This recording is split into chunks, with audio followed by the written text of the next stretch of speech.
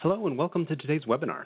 My name is Jeremiah Karpowitz and I'm the Editorial Director at Workboat and for the Commercial Marine Group at Diversified Communications. I want to thank ABB Marine and Ports for their support of today's webinar, Battery and Hybrid Electric Vessels, Fitting the Right Solution. We have a few housekeeping notes to go over before we get started. If you have any technical questions or issues using the webinar platform, please use the chat box and we'll respond right away. If you have any issues with audio, please click on the phone icon above the chat window to receive teleconference info. For those that do call in, to ensure call quality, everyone's lines have been muted today. But we do want this webinar to be as interactive as possible, so we encourage you to ask questions throughout the presentation. Please type your questions into the chat box and hit send to submit them. We'll have some time at the end of the presentation to address those. If we aren't able to get to all the questions, we'll look to follow up with those answers individually or on workboat.com. If you happen to get disconnected, you can log on again using the instructions provided in your webinar confirmation email. If you continue to experience difficulty, please email info@workboat.com and we'll respond right away. This webinar will be recorded and you'll receive a thank you email with the on-demand materials within 2 business days. So we're thrilled to have Peter Bryn, the Technical Solutions Manager at ABB Marine and Ports, with us for today's presentation. So as I mentioned, please do send along any questions that you might have about his presentation, either as they occur to you or you can save them to the end. Either way, we'll look to address as many of those as we can to wrap up the hour. And with that, I'm going to turn it over to Peter. Thanks, Jeremiah, for the introduction, and thank you, everybody, for being on the line today. We're very excited to do this again. We did one of these last year, very similar format, and so we appreciate Workboat giving us the opportunity. As Jeremiah noted, the title of this is Battery and Hybrid Electric Vessels, Fitting the Right Solution, and the reason we call it that is there's a lot of folks on the line today representing many different vessel segment types. We have cruise companies on, we have inland towboat operators, we have tug and barge operators and other types of vessels, and really the best solution for any of these vessels needs to be tailor fit to the vessel and its operating profile. So we're going to cover a lot of ground today, but a lot of the focus and a lot of the intention of today's discussion is to show what some of the solutions are and where they best fit.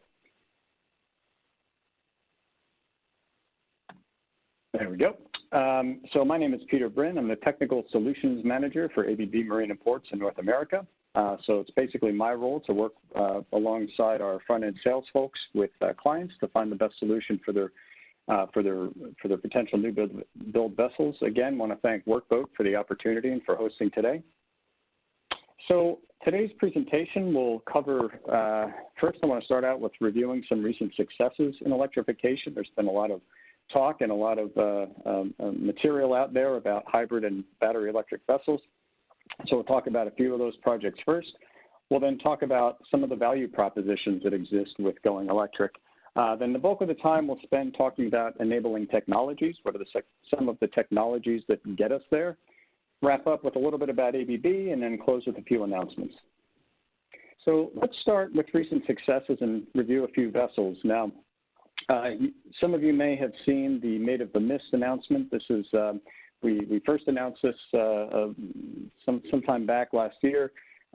These will be the first new build all-electric ferry boats in the U.S. These are now constructed. They'll be entering service next season, of course, up in Niagara Falls. It's frozen over right now or over the winter. So they take the boats out of the water over the winter, but they'll be putting them back in the spring, and they'll be moving toward an all-electric operation soon. Each vessel has 316 kilowatt hours of energy storage on board. And while we're very excited about this project, it really builds on kind of a heritage of all-electric vessels. On the much larger scale, we were involved in the conversion of the 4C ferries. These have about 4 megawatt hours of energy storage on board, and they remain among some of the largest ferries today with energy storage on board in terms of the size of the battery. We're also very excited to be looking toward the future with fuel cell vessels. This is a project ongoing right now in France that will be utilizing a fuel cell. It's the first towboat. It'll be the first towboat in the world using fuel cell once it's converted. And so this is a very exciting project that we're working with Ballard Power Systems on, and we're excited to see all the activity in this space as well. We do have some other announcements we're just really wanting to make, but we're not able to yet, but we will be making some interesting announcements soon about some other great projects like these. So let's start with a little bit of an overview of what hybrid and electric propulsion actually looks like. And many of you on the line today may be very familiar with this, but just to get everybody on the same page, the way we'll define it is by saying a vessel that employs electric motors to power some or all of its propulsion. And that can come in a lot of forms. So a shaft generator is one way, where you have a diesel engine coupled with a shaft generator that can operate in either motor or generator form, either directly or through a gearbox. We have a diesel electric, where the entire electrical plant is powered by diesel generators, and that electric plant powers not only the auxiliaries but also the propulsion for the vessel. We can then add energy storage to that, and we'll talk later in the presentation about why you would do that and what opportunity there is. We can also then, once you have diesel electric and batteries, you can add shore power to that and start taking some of the energy away from the diesel engine and putting it instead on shore power, and you can really start to reduce emissions that way. Or you can get rid of the engine altogether and go full battery electric. That's another option, like Made of the Mist. We're finally, again, looking to the future, fuel cell powered vessels or some combination thereof. These are a number of the arrangements, not exhaustive, but this covers most of the most common arrangements that we see. So why are we talking about all this? Well, it's probably not lost on anybody on the line here that there are some pretty dramatic CO2 reduction and greenhouse gas reduction emissions targets out there set by the IMO. We at ABB are passionate about this professionally and personally, so we're really committed to doing our part to try to help the industry achieve these goals. And we see electrification as sort of the backbone of any successful transition towards meeting these goals. The pathway that we see to get there right now is, so we're starting today with shore charging and battery systems. Now, of course, batteries have limitations. Space, weight, and cost, as well as shoreside infrastructure, are all pieces of the pie, and that all those pieces are not there in every case. And so we're deploying batteries where we can, but we know that we need to look out into the future and look at things like fuel cells as a potential ocean-going vessel solution for bigger ships that go longer distances. In the near term, that may be fueled by things like methanol or methane, which are not carbon-free, but at least it helps to get the technology out there and start to develop large fuel cell systems, and then eventually moving toward carbon-free shipping. There are a few different ways to do this, and we'll talk about that throughout the presentation, but a big focus for us is really on the fuel cell approach as that long-term solution. So what's the value proposition in doing all this? So, of course, from a long-term perspective, CO2 and emissions is key, but there are other value propositions for the owner as well, even if reducing emissions is not on the priority list. And so throughout this presentation, we'll sort of come back to 6 themes, and you'll see these little logos in the different pieces of the discussion. So one part will be fuel and emissions reduction, maintenance reduction, redundancy and uptime improvement, performance improvement, flexible equipment integration, mostly meaning the ability to sort of add or subtract different types of power sources and consumers. So once you have an electrified system, it's much easier to add in battery banks or fuel cell as opposed to diesel mechanical.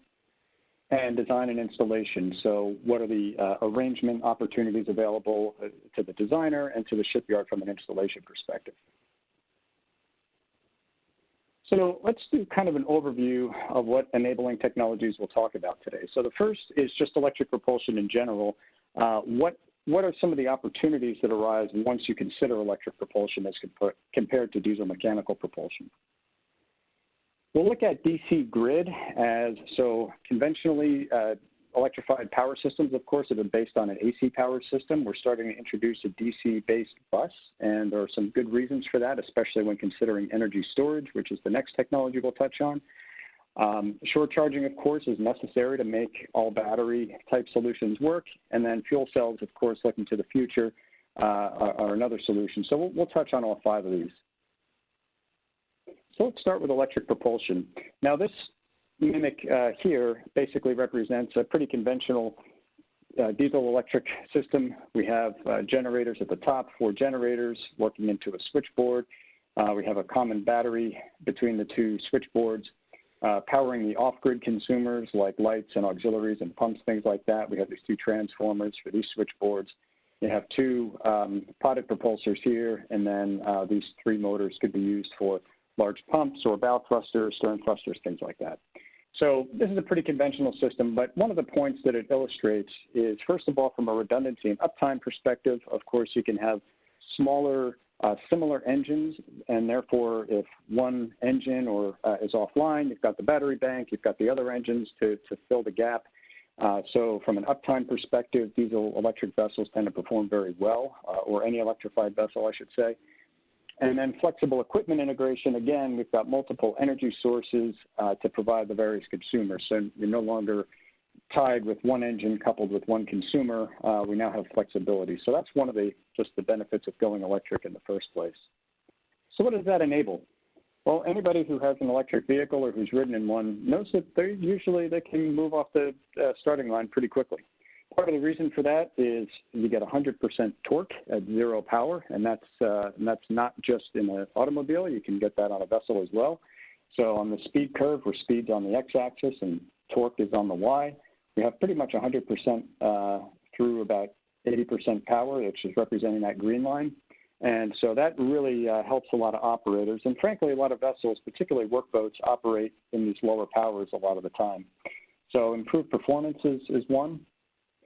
The other thing is, especially for those vessels that do spend a lot of time at low power, a harbor tug is a great example. Those long periods of idle or say 5 to 10% power, you rack up a lot of hours on the engine. Moving to a diesel electric case, so this graph on the left basically describes the typical operating profile for a vessel like that. We spend a lot of time at idle and very little time at full power. And if you add up all the operating hours here, this graph on the right sort of shows a diesel mechanical vessel in gray, and then various forms of diesel electric in red, where the number of running hours can be reduced because you're aggregating, instead of running 2 or 3 engines, you're really just running one at a time. And that, of course, saves on fuel and emissions and maintenance. So let's talk a little bit about the DC grid system. So first of all, we'll cover what it is, and then we'll talk about why you would use it. So what is it? So again, a conventional AC diesel electric system would consist of, in this case, 4 generators directly coupled to a common AC electric bus. All those generators would have to be paralleled, of course, to come onto the bus together. And then in this situation where it's a diesel electric vessel, so we're actually powering the propulsion motors, you have these variable frequency drives to power the motors, and then these transformers here on the side would be powering your auxiliary loads. So a DC-based system, we effectively just take those rectifiers, we move them up closer to the generators, and then we have a DC-based bus here, and then all of your consumers then invert from DC back to AC as needed. So all of these motors still have a DC-AC rectifier for speed control. One of the benefits of this system we'll see in a minute is if you're connecting a battery, it becomes much easier with a DC-based power system. In some cases, you can connect the battery directly to the bus. In other cases, you go through a DC-DC chopper, depending on the needs of the vessel. And then, of course, to power the off-grid loads, your auxiliaries, your pumps, things like that, you have a DC to AC inverter, and that's here. So that's really what it looks like. One important thing to point out is that a DC grid system does not mean you're using DC machines. You're still using AC motors, AC generators throughout the vessel. It simply means that you have a DC-powered bus, and that offers a lot of flexibility for reasons that we'll discover in just a minute here. So when and why would you do this? So we have a few comparisons of different types of arrangements, and we show sort of where AC makes sense and where DC starts to make sense. So this particular screen is a conventional diesel mechanical vessel. Think of this as maybe a bulk carrier or a tanker, where the majority of your power loads, of course, you have a big diesel engine, and really your AC power system is powering just your auxiliaries and your hotel loads on the vessel, which could be a high load, but relatively speaking, it's small, and you don't have that many variable frequency drives. In that particular situation, sticking with the conventional AC system makes a lot of sense. Adding a DC system really just adds in converters that add cost and weight and don't really add much value. So in this situation, we'd say, yep, stick with AC. Once we move the propulsion, however, onto the bus and make it a diesel electric vessel, DC starts to make a little more sense. Now, there's plenty of vessels out there that are AC diesel electric, so it's certainly not a requirement. But some of the reasons DC starts to make sense is because you have very high variable frequency loads now on the bus. And so there are some advantages that we'll discover in a second here to doing that. So one is variable speed engines. So if you have diesel generators powering this plant, and you no longer are worried about synchronizing to a certain frequency on the bus, you can vary the frequency of the generators, and it doesn't really matter because you're rectifying it to DC anyway. So in that situation, you can operate the engines much more efficiently versus having to be locked into a certain speed at all times. And that, of course, that has benefit for fuel emissions, also for maintenance because you tend to get less carbon buildup in the cylinders. It also can have reduced footprint and weight. Part of the reason for that is in the AC system shown here, we would typically have these multi-drives kind of scattered around the engine room, which does offer some flexibility, but in the DC grid system, we tend to package that as one long switchboard. And by doing that, you can share some of the auxiliaries like the liquid cooling, and as well as the bus bars are kind of right there with the drives. So there are typically some space and potentially weight-saving opportunities, which is good for the shipyard. And also from a performance standpoint, as I mentioned before, when you have large VFDs, one risk is always harmonic feedback. And so with a DC-based system, that concern really goes away because you now have a common DC-based system, so harmonics become much less of an issue. Now, there are limitations to DC. We're limited currently to about 1,000 volts DC, so some of the larger, for example, cruise customers who are on the line, this wouldn't be applicable yet for cruise ships, but that tend to operate at medium voltage. But for smaller vessels, it's certainly applicable. Once we add energy storage, so batteries, DC starts to make much more sense even further because, again, batteries are inherently a DC piece of equipment. So they can either be connected directly to the DC bus or in some cases through a DC-DC converter. Doing the same on an AC system involves a lot more equipment and a lot more losses, so that's more capital costs, it's less efficiency. And then once you add, in this last case, we show here with a shaft generator, and again, shaft generators move at whatever speed the engine wants to move, which is whatever speed the captain wants to put onto the throttle. So therefore, speed control is no longer an issue for a shaft generator, and DC really makes a lot of sense. So in short, the more variable frequency loads or producers that you put onto a system, DC kind of deals with a lot of the inherent issues that an AC system has to overcome. So what does DC grid actually enable? Well, we mentioned variable speed engines a minute ago. I won't spend a lot of time on this, but if you're familiar with the fuel curve for an engine, the graph on the left shows RPM on the x-axis and power on the y-axis. The green curve is sort of the maximum power. Blue is your typical propeller curve.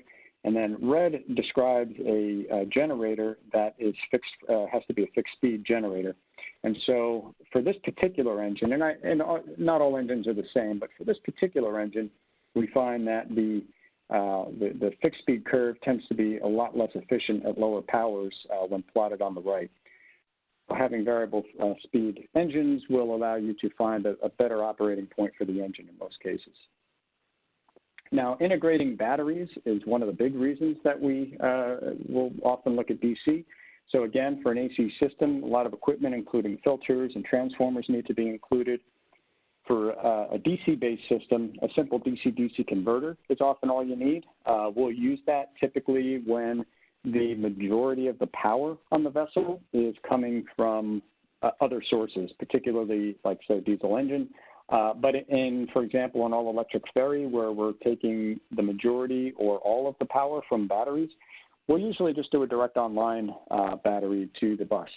And that will mean that the voltage of the bus will float up and down a little bit as the battery is at full state or empty state. But then you just design the rest of the system to be able to manage that. And the benefit there, of course, is lower CapEx and greater efficiency.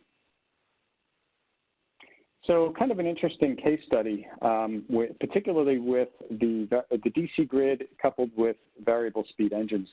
One of the things is because we don't have to parallel engines, we can bring generators online a lot quicker. And so one case study, we found that we were able to bring the first generator online in 12 seconds and all generators online 1 second after that. So a lot better safety performance. And that led to kind of an interesting case study, a little bit of a story here. So this vessel shown in the photo is the NKT Victoria. She's a cable layer. When we designed the system, this is one of our early DC grid systems. When we designed the system, we did some calculations to estimate what are the fuel savings. And really that was just based on variable speed engines, variable speed generators. And so when we did that calculation, we estimated about 10 to 15% savings. When we went back about a year later to the operator, we said, hey, how is that panning out? How is that working for you? They said, we're actually seeing much higher savings on the order of about 50%, 50. And we were quite surprised, and we said, how's that possible? We don't really see how that's, and they said that what happened is because we can bring generators online so quickly, rather than in our conventional vessels where we would run, say, 2 generators at idle or very low power most of the time, just for redundancy purposes, they said, we're just running the port generator, and we know that if it trips offline for any reason, we can get it right back online very quickly. And so that kind of just led to a whole different mentality of how the vessel was even operated, and they achieved pretty big savings there. So that kind of speaks back to just the flexibility of an electric-based system that, in the right situation can offer some additional value. So we've got this DC grid power system. It's really there. One of the big reasons we like DC is because it works well with energy storage. So let's talk about batteries for a little bit. So these numbers are a little bit dated now. They're over a year old, but these are ABB references in the industry of 18 energy storage projects. I know we have at least 2 or 3 more at this point. This slide is also dated, but this shows, at least as of a few years ago, the rapidly increasing number of energy storage vessels being built or under construction. Again, I know that the numbers are greater than this at this point, but we're really at the beginning of what appears to be an S-curve. And based on the conversations we've been having with owners, I have no reason to doubt that this is going to continue. So what does energy storage enable? So a lot of owners come to us or designers and say, hey, we want to build a vessel with batteries. We say, great. Why? What are you trying to achieve? So really, the key thing is to understand, yes, let's do batteries, but how are we going to use those batteries? And there are 5 specific value propositions that I want to run through to kind of help folks think about how to use batteries. So the first is spinning reserve. This gets back a little bit to the NKT Victoria example, where a lot of vessels, even when they're sitting idle, not really doing much, say an inland towboat tied fast against a barge in the lower Mississippi, those vessels may still have both engines just idling because they need, first of all, they need power potentially at a moment's notice, and they want the redundancy in case one of those engines goes offline. So that redundancy of a second engine idling, we refer to as spinning reserve.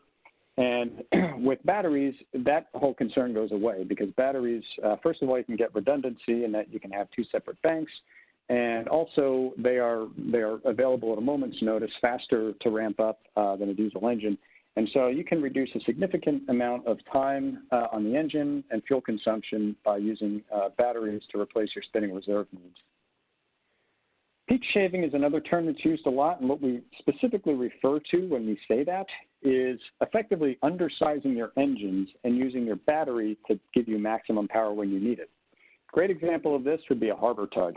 A harbor tug spends a lot of time below 40% power, and I've seen profiles where vessels spend less than 1% time at full power. They really just need that full power for those really, short periods of time where they're ship handling and pushing a ship up against the dock, and that could only be for a few minutes a day sometimes.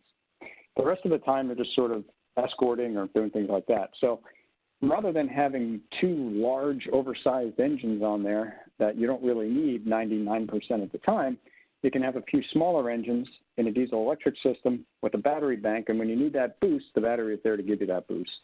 Again, a lot of fuel savings and maintenance savings, running hours on the engines there, not to mention smaller engines that are usually cheaper to maintain. Enhanced dynamic performance. So this basically gets back to the fact that engines don't like to change power very quickly. They can do it, but they usually smoke and they make noise and fight you a little bit. With batteries, you don't get that. You can get very dynamic performance. So with batteries, we say let the batteries take that load. They can give you that quick performance, and let the engine come up to speed at its own pace as the engine manufacturer wants to get the maximum efficiency out of the engine and put the least amount of wear on the engine. Strategic loading is an interesting one. This is kind of the idea of let the engine operate at its peak efficiency point and use batteries to do the rest. So think, for example, of, again, that vessel tied up at the dock, and you know, you need power on board, but you don't want to run your engine all the time if you have, say, a diesel electric plant. So you'll turn it on, you'll charge up the battery, you'll run that engine at its peak optimal efficiency point, and you'll shut it off and you'll run off battery for the next couple hours. So that's a way to kind of optimize the engine. And in fact, all four of these value propositions we talked about so far are really to optimize the engine. That's what a lot of these are about.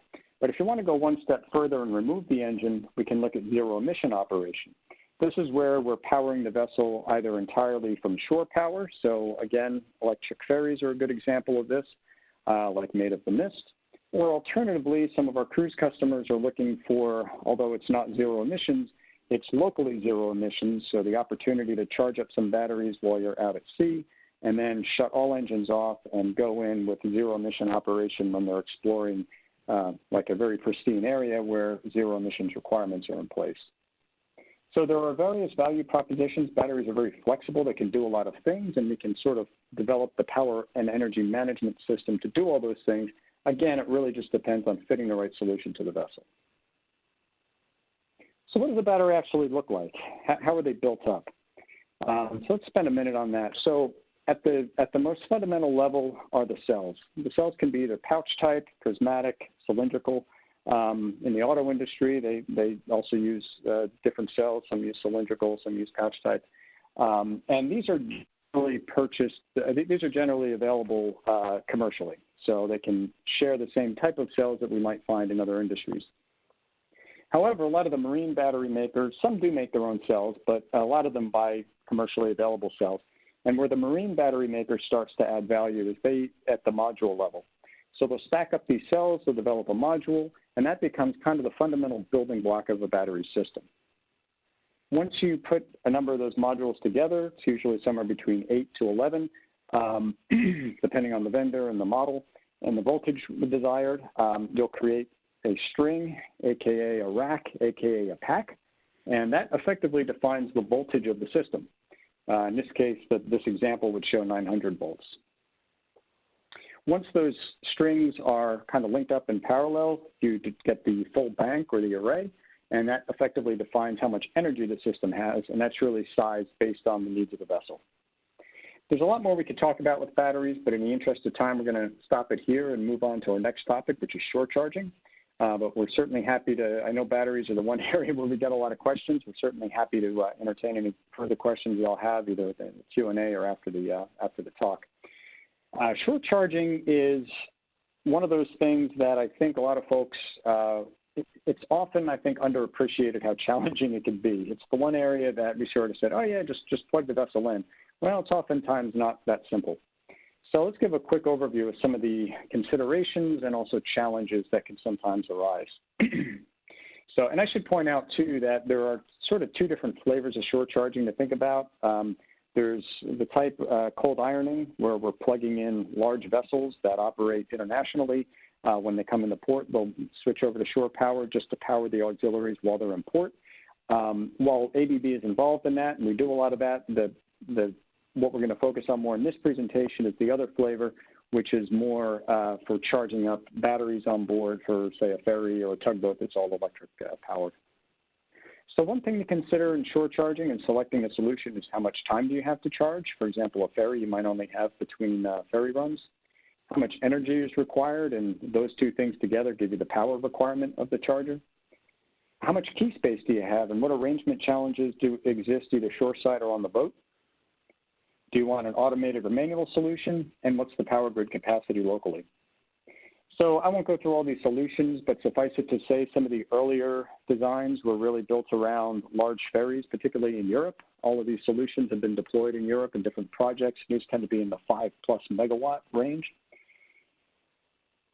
There's also a lot of vessels, particularly ferries that are double-ended ferries where you need to do bow loading. And so the only space you have is at the bow, and so that can be more challenging. So some of the vendors have developed solutions to plug in right at the bow. And then we have some smaller manual solutions that are more plug-in type.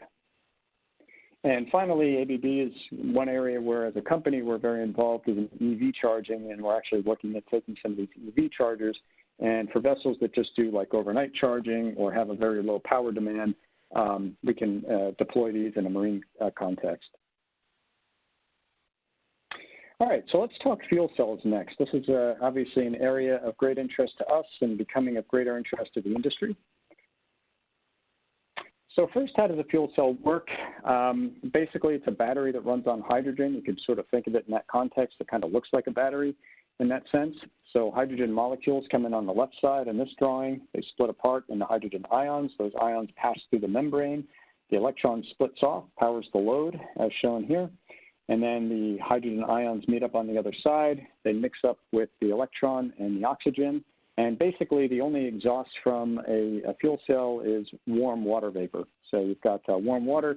The water can be recovered for use on board. You basically have distilled water, so that's a usable waste stream. And you also have heat, which it depends on the fuel cell type. It's usually not high enough to do any type of energy recovery, but you can do heat recovery and use it for preheating of other systems, things like that. So it actually has a useful waste stream, both of water and potentially heat.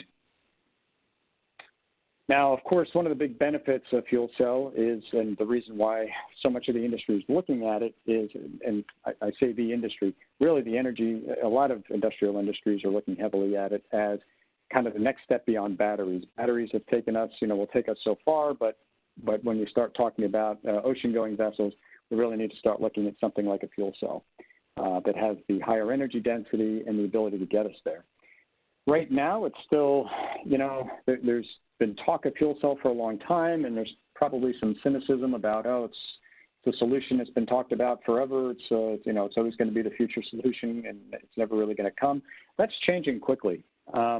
There are a number of reference projects, more now than I think ever in the past. A lot of these projects are quite recent. Some of these ABB's involved in, some we aren't. We're probably still in the low double digits of number of marine projects with fuel cells, but a lot of that's happened very recently or is under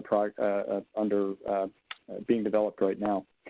So things are moving quickly. It's kind of interesting if you listen to a lot of these energy podcasts and kind of thought leaders.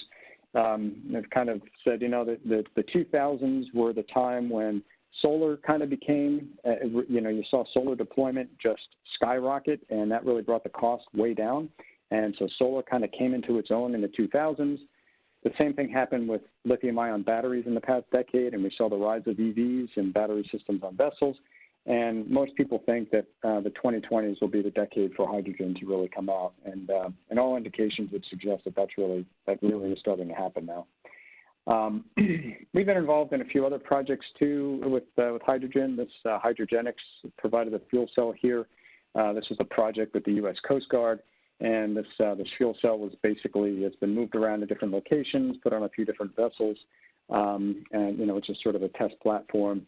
Similarly, we worked with one of our cruise customers, Royal Caribbean, to do this demonstrator that was tested in their innovation lab, and I think on board one of the vessels, 100-kilowatt unit. Still small at this point, but we're looking at the things that are unique to marine and testing out how you take these shoreside units and put them on a vessel, what the impacts are. So what do fuel cells enable? I mean, obviously the main reason we're talking about it is because of the promise of a zero-emission operation, and that's really where we're all focused. One benefit of fuel cells is they tend to have higher energy efficiency and a more stable energy efficiency across the power range versus, say, a diesel engine. Diesel engines are usually be in the 30 to 40% range. Fuel cell, you usually be in the 40 to 50% range across its power range. It depends on the fuel cell type, but that's typical for a PEM, a proton exchange membrane fuel cell, which is common. From a footprint and weight standpoint, they're still higher than a diesel engine, but they're within, they're within the range of a diesel engine that they can be competitive, or they can start to become competitive footprint and weight standpoint. If you look at hydrogen as a fuel, now there are different fuel carriers we'll talk about in a second, but if you look at hydrogen as a fuel, it actually has a superior weight energy density than conventional fuels like diesel. Now that weight benefit decreases a bit once you consider the containment system. So compressed cylinders or a liquid hydrogen storage system will add some weight, and then it starts to become more comparable to diesel, but the fuel itself is actually quite light, given its energy potential. And I actually say that as an opportunity, fuel source. So oftentimes the question comes up, well, chicken or egg, do you build the infrastructure first for hydrogen, or do you build the vessels first? And I think with hydrogen, we actually have a pretty good opportunity because there is currently what we call gray hydrogen available. That's basically just commercially produced hydrogen, typically from natural gas, so it's not carbon free. In fact, if you look at a life cycle, it's probably higher carbon intensity than if you were to just use LNG directly on the vessel. However, what having that hydrogen available does is it means we can start to get fuel cells out there on commercial vessels and start to get the volumes up of deployment while using commercially available hydrogen. It's not a very mature transportation infrastructure for it, but there's certainly plenty of volume of hydrogen produced in industrial settings to be able to be used for now. Longer term, what are the challenges? So again, we need higher volume deployment of fuel cells to bring the cost down. Again, fuel source, so we can start with gray hydrogen, but we'd like to move eventually to blue and green hydrogen. Blue hydrogen being hydrogen produced from natural gas, but where the carbon dioxide is sequestered underground, so it's effectively a CO2-free source. And green hydrogen, where you're producing it from either renewables or nuclear or some other CO2-free source. And then fuel containment, that's the other big challenge for vessel operators and designers.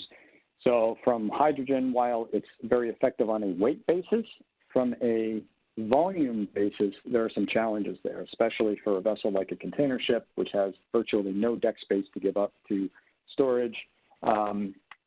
Ammonia as an alternate carrier has a much better volumetric energy density. So you can put it in a tank somewhere, so it's more flexible on arrangements, just like conventional diesel. However, obviously it's very corrosive, so that's a consideration. And from an energy efficiency standpoint, there are extra energy conversions involved, so that challenges the overall economics of the project. So the point is there are a lot of ways that we can approach this. It's just, finding, again, the right solution for the right project. So what's available today? So right now, our offerings in fuel cells are primarily for commercially available smaller units. So there are a lot of units, commercially available models in the 100 kilowatt range. We can stack these up to produce larger systems on the megawatt size range. But longer term, we're really going to need 1+ megawatt type units that are larger for ocean-going vessels. And so ABB is working with Ballard right now on kind of a first of its type for marine marinized system in the 1 to 3 megawatt range. And while the footprint on the screen is a pretty good size for a 1 megawatt unit, it's fairly large. We have to point out that a lot of the balance of plant, meaning a lot of the support auxiliaries, are all built into it. So whereas a diesel engine will rely on having a purifier room and other auxiliaries scattered all over the engine room, a lot of the balance of plant for the fuel cell is all in this one footprint. So it's just a different way to think about designing a vessel. And anyway, we're looking forward to having some first movers to utilize the system. There are different fuel pathways, as I mentioned before, some involving carbon emissions and some not. But again, this gives us some options when considering how to get there. And same comment can be made about storage. If you're going to use hydrogen as a fuel carrier, you can do it compressed or liquefied. There are storage systems available, not mass scale yet. Well, at least liquefied hydrogen is not mass scale. And then, or you can do onboard reformation. So if you have a fuel like methanol or natural gas or ammonia, you can have a system on board that will effectively chemically split the hydrogen out, that will release the carbon dioxide or the nitrogen or whatever the other molecules or other atoms that are in there, and then it'll use the hydrogen for the fuel cell. So there are different fuel options depending on the vessel design. So, in summary, as I said at the top of the call, fitting the right solution, it's finding what are the aspects that are important to the operator, what are the solutions we have available in the tool chest to apply to that vessel, and working with the owner and the designer and the shipyard to find that sweet spot for any particular vessel design. And as I mentioned, when you look at all of these different value propositions and the different solutions linked to them, it is a pretty robust tool set. Again, it's just kind of navigating and finding that right solution. So I'll just close with kind of giving an overview of who we are, if you're not familiar with ABB. So we have, we're a big global electrical engineering and manufacturing company. We make all types of equipment in all different industries. Our Marine and Ports division, we're, of course, global.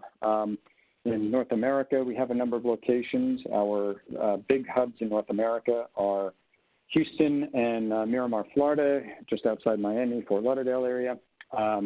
I recently relocated myself to Seattle. We're growing a hub more in Seattle, and our Ports division has a number of locations in North America as well. So we work together on a lot of projects, especially ones involving shore charging. Many of you might be familiar with our Azipod product. It's fully electric potted propulsor. This is not inherently required for a battery electric vessel, so I didn't really touch on it too much, but it's probably one of the things we're most famous for. So I'd be remiss if I didn't put it in here and talk about our products for small vessels all the way up to cruise ship-sized vessels, as well as ice-breaking vessels with stainless steel propellers. So it's a pretty robust lineup of potted propulsors. And in closing, if you didn't get enough of me today, I will be speaking at CERAWeek. Actually, several ABB folks will be, but I'll be at CERAWeek on a zero emissions marine panel on Wednesday the 11th in Houston. So if you happen to be at CERAWeek, feel free to come on by, and I'd love to chat with you. And if you have follow-ups today, I'm sure we'll be sending out follow-up emails to everybody who attended, but I'd like to point you towards three gentlemen I work with that would be your point contacts if you have any questions or interest in projects. So the first is David Lee. He covers the tug, workboat, and offshore segments mostly. Bruce Strupp is our guy for the ferry segment. So any ferry or small passenger vessels, please talk to Bruce. And Ed Schwartz. Ed Schwartz is our government research and kind of really anything else that you might have that you want to throw at us, give out an email. So with that, Jeremiah, I thank you and everybody for your time, and I'll hand it back. We could do some questions. Thank you, Peter. Yeah, that sounds great. We've got a bunch that I want to get to, but one that jumped out to me as you were going through your presentation, you mentioned that a lot of times you've got people coming to you asking you, saying, "Hey, how do I build this energy storage?" Or what does it look like to build this battery system? And you kind of pull them back from that. And I wanted to see if you could kind of drill into that a little bit. What sort of questions do you throw out to those folks that are maybe more focused on a solution than they are the problem that they're actually trying to solve? Yeah, it's a great question. One of the key things we always need is an operating profile. How do you operate this vessel? How much, and a graph like the one I showed where you have kind of power buckets, and usually, and a lot of engine control software will send this out, and we'll be able to export these data and say, okay, how much time am I at 5% engine power? How much time am I at 15%, and so on. And from that, we can do a pretty good first pass to kind of help the operator figure out, at what points an electrified system would be more efficient. Sometimes at certain powers, an electrified system is less efficient. We want to be very transparent and say, let's get you the right solution and make sure, we don't just sell you a bunch of equipment that's not really going to add any value. So that operating profile is always the key thing. Power levels on board, all that kind of stuff is essential. But the operating profile is key. Excellent. So Rob threw out a question regarding energy efficiency for fuel cells versus diesel/electric or another energy source. What do you use for your efficiency calculation / estimation? What are you using for hydrogen energy content versus diesel? Yeah, that's a great question, and I probably am not prepared to give a really good answer to that because, to be candid, it's still early days for us for fuel cell in the U.S. We've been doing a little bit more of this in Europe. So I don't have kind of off the top of my head numbers. We are looking, and the other reason I would always, while it's good to have those inputs for a calculation, we do like to look at these on a system-wide basis because, while the while it's true that the efficiency of the fuel cell tends to be higher in the, say, 45 to 50% range, that's because hydrogen has a certain specific energy capacity, which is different than diesel fuel. It also has a different footprint. It also has a different, consumption. There's all these things, and we kind of have to look at a system-wide basis. So it's a fair question. I don't have an immediate answer, but I would also caution that we should probably look at this on a system-wide basis as opposed to. But we'd be happy to follow up with Rob on that question. Definitely. Great. So Donald wanted to know, when do you see the next generation of storage batteries becoming available to the marine market, and how do you see them impacting the electric vessel industry? It's a great question, and it's one that I often have for our battery supplier partners. There are new batteries being developed all the time, certainly. Well, let's step back. So at the cell level, where we're kind of riding the wave of the electric vehicle and grid storage industry, there are new technologies being developed out there all the time. And so we're always going to be a few years behind because our marine suppliers have to analyze the new batteries, test them, marinize them, put them into a system with the safety and the thermal management systems and the safety systems that need to be in there, as well as the battery management system. So there's always going to be a few-year lag.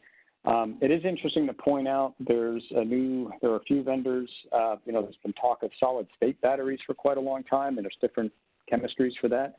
There are a few vendors that are marine vendors that are starting to get into that arena. I don't think they have products ready for market yet, but they are looking at that. So my guess is that may not be the immediate next step. There probably will be more incremental improvements before that, but it really kind of comes, I guess, at the rate of new cells being developed on the larger, broader market.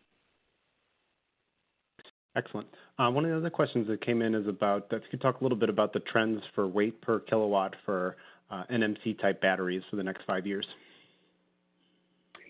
Yeah, that's a great question. So it's kind of interesting. If you look, different vendors, of course, have different product lines. Cells are definitely a big part of the weight of a battery system. However, the volume and weight are also, there's a pretty significant portion, and it depends on the vendor, so I hesitate to put a percentage out there, but it's not insignificant, i.e. in the just roughly maybe say 30 to 40% range. That's not the cells at all. It's the racks, it's foundations, it's the thermal management system. So when you're looking at kind of what are the trends in weight, I would say, again, with the cells, you got to kind of see where is the industry at large going, and I think we are seeing steady improvement there that continues to happen. That's being driven by much higher volume industries than marine. But then on the racks and all the other equipment and the thermal management equipment, obviously, for vessels, we have in this industry a very high level of safety and a very low tolerance for risk. And so that does lead to a lot of weight being added for those systems. So I think and unfortunately, I wish I could throw a number out there and say, I think it'll be X percent.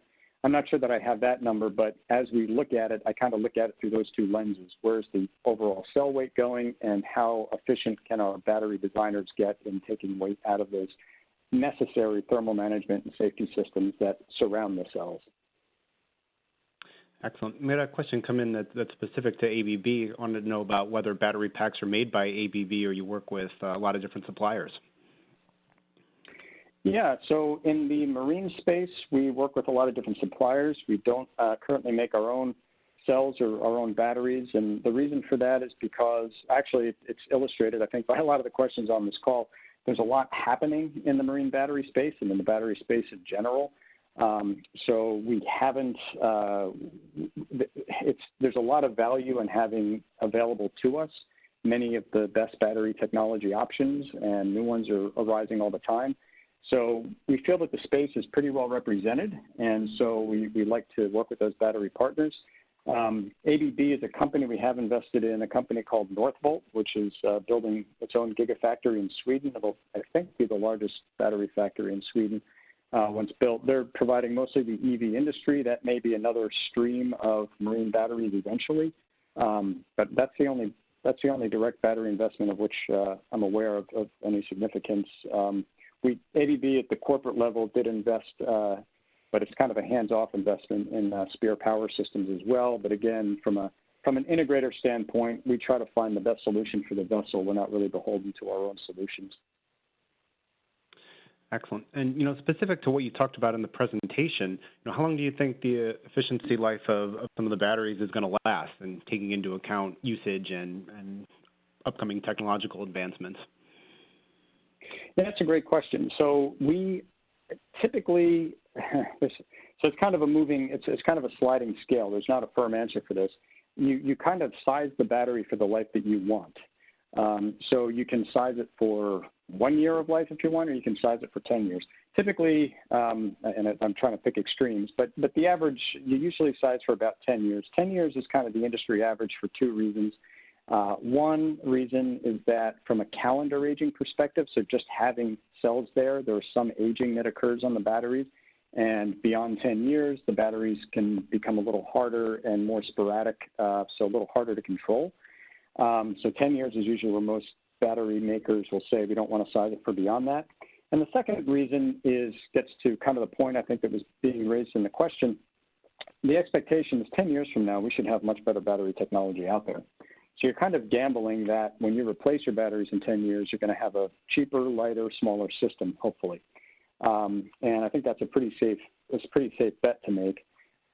So we'll size it for 10 years. Now, in some projects, there is a substantial amount of energy storage that's desired, so we'll do a smaller battery. And the reason that size is related to life is because basically when you do a battery sizing, you look at things like how many cycles is it going to incur, what state of charge are you going to have from when it goes full to empty on each cycle, because you don't go to 0 to 100%. You usually go maximum from about like 20 to 80%, let's say. So you want to use, and that's really to increase the life of the battery. So all of those factors have to be factored in, and the battery that you install will actually be quite a bit bigger in terms of energy storage, at least in its nameplate value, than the energy you're actually extracting on any given cycle. And so if you want more cycles out of it, more life out of it, the answer is usually you got to make it bigger. That's kind of what it comes down to. So kind of a long answer to a short question, but it's kind of a moving scale.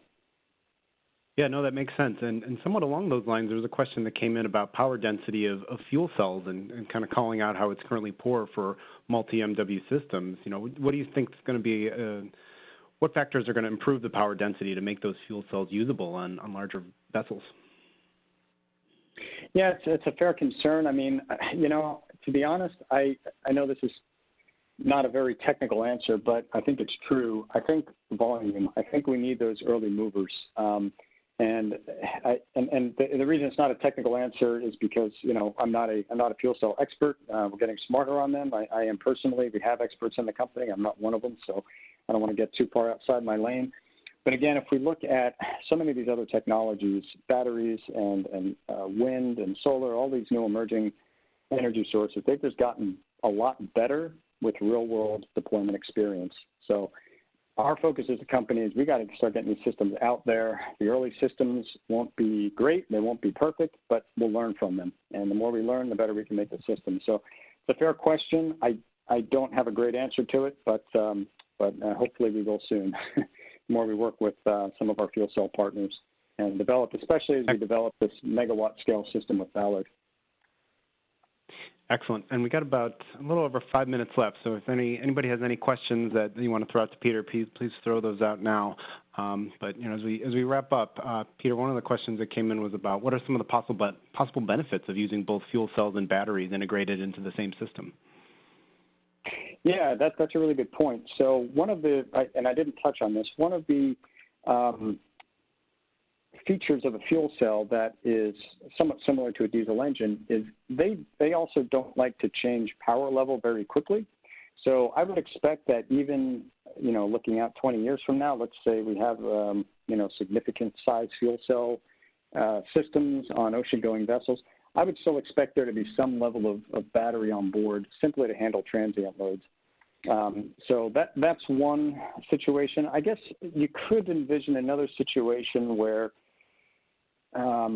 perhaps on maybe like a high-speed ferry where the energy density is so high and the weight requirements are a challenge, where we might have to use some combination of fuel cell and battery for different load profiles. But I would say the primary relationship between the two is mostly to handle the transient loads. And I should also say, too, I feel bad that I had to punt on a few questions today and I didn't give a great answer. We're happy to kind of take away any questions and give a better response after this call as well, if anybody had any other questions that we didn't adequately get to. Yeah, and that might be something that we can follow up on workboat.com, so everybody can stay tuned for that.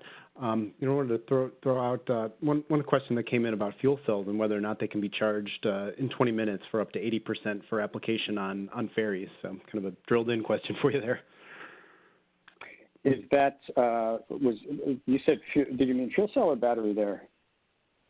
The question came in as fuel cells.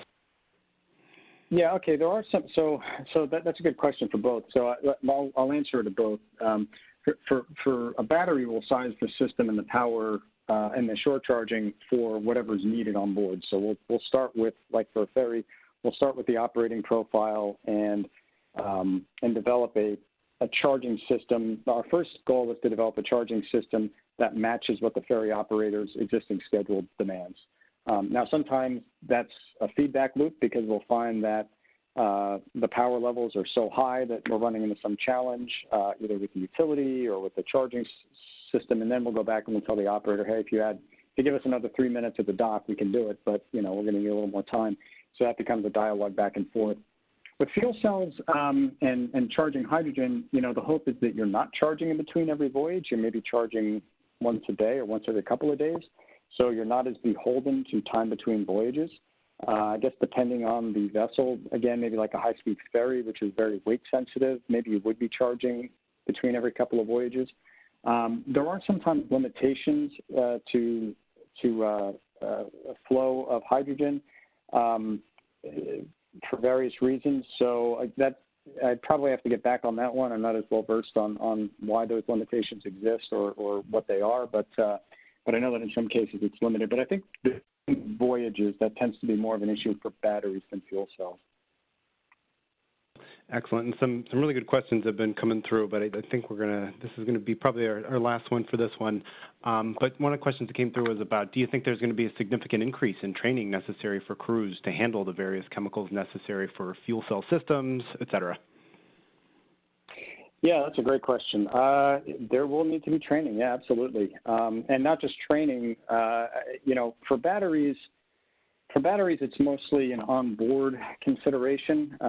Crews will need to understand, working on, most crews are familiar with electrical systems or perhaps just dealing now with higher voltages and perhaps different equipment. One of the things that ABB offers is remote diagnostic systems, so we can actually do a lot of remote diagnostics on shore and find issues before they happen. But I don't want to brush over the fuel comment because, another thing that the LNG industry has been grappling with is not just training for crews, but also training for local authorities.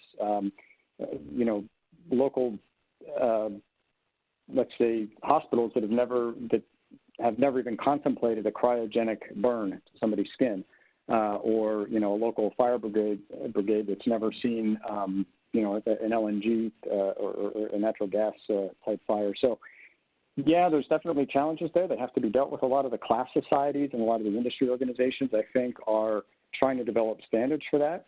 So it's definitely something that we have to keep at top of mind. And but I would expect that the industry will respond in the same way that they have around LNG as a marine fuel. Perfect. So we're just about out of time, Peter, so I just want to give you the last 30 seconds to throw out any next steps for folks in terms of where to follow up on the website or any of these folks that are on your last slide here. Yeah, no, I appreciate it. I've certainly had my time today, so I'll just keep it quick and thank everybody for joining. Yep, those folks on the screen are the right guys to get in touch with if you have any questions, and thank you all for the hour. I really appreciate it. Excellent. So we're out of time. I want to thank Peter for joining us today and thank ABB Marine and Ports for their support of today's event. Before we sign off, a few remaining bits of business. You can stay tuned for a follow-up email to access the on-demand version of today's program. And we're always eager to receive your feedback, so please complete the short survey that will appear when you log out.